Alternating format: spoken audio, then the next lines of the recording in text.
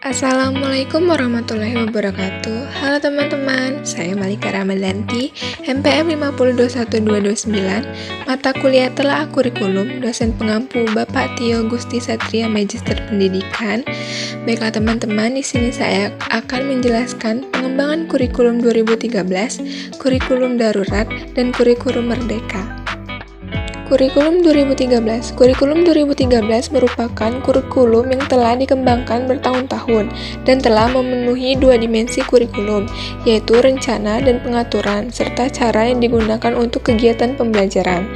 Dasar pertimbangan kurikulum 2013: 1. Aspek filosofis, 2.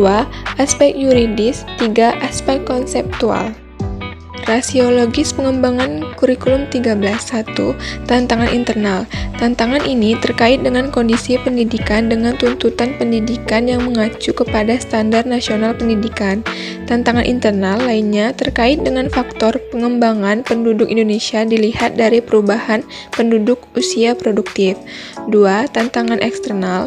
Tantangan ini terkait dengan arus globalisasi dan berbagai isu yang terkait dengan masalah lingkungan hidup, kemajuan teknologi dan informasi, kebangkitan industri kreatif dan budaya, dan pengembangan pendidikan tingkat nasional.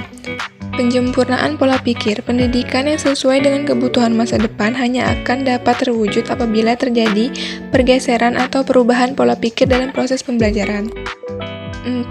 Penguatan tata kelola kurikulum. Guru lebih diberikan kesempatan mengembangkan proses pembelajaran tanpa harus terbebani dengan tugas-tugas penyusunan silabus yang memakan waktu yang banyak dan memerlukan pengepasan teknis penyusunan yang sangat memberatkan guru. 5. Pendalaman dan penelusuran materi. Perlu dilakukan langkah penguatan materi dan mengevaluasi ulang ruang lingkup materi yang dapat di dalam kurikulum dan mempertahankan materi yang sesuai dengan kebutuhan peserta didik. Kurikulum darurat. Kurikulum darurat merupakan kebijakan yang diambil pemerintah melalui Kementerian Pendidikan dan Kebudayaan untuk meringankan kesulitan belajar selama pandemi. Dasar pertimbangan kurikulum darurat: melakukan modifikasi dan inovasi KTSP sesuai dengan kondisi dalam struktur kurikulum, beban belajar, strategi pembelajaran, penilaian hasil belajar, misalnya, satu hari dibatasi hanya 2 atau 3 mata pelajaran. Rasiologi pengembangan kurikulum darurat. Pelaksanaan kurikulum pada kondisi khusus bertujuan untuk memberikan fleksibilitas bagi satuan pendidikan untuk menentukan kurikulum yang sesuai dengan kebutuhan pembelajaran peserta didik. Satuan pendidikan pada kondisi khusus dalam pelaksanaan pembelajaran dapat: 1. Tetap mengacu pada kurikulum nasional, 2. Menggunakan kurikulum darurat, 3. Melakukan penyederhanaan kurikulum secara mandiri. Kurikulum merdeka. Kurikulum ini adalah besutan ide pasca kurikulum darurat ditetapkan sebagai solusi alternatif ketika menghadapi pandemi COVID-19. Kurikulum ini juga mengacu pada pendekatan minat dan bakat. Dasar pertimbangan: 1. Pembelajaran berbasis proyek untuk mengembangkan soft skill dan karakter sesuai profil pelajaran Pancasila. 2. Fokus pada materi esensial sehingga waktu cukup untuk pembelajaran yang mendalam bagi kompetensi dasar seperti literasi dan numerasi. 3. Fleksibilitas bagi guru untuk melakukan pembelajaran yang terdiferensi sesuai dengan kemampuan peserta didik dan melakukan penyesuaian dengan konteks dan muatan lokal. Rasiologis kurikulum merdeka. 1.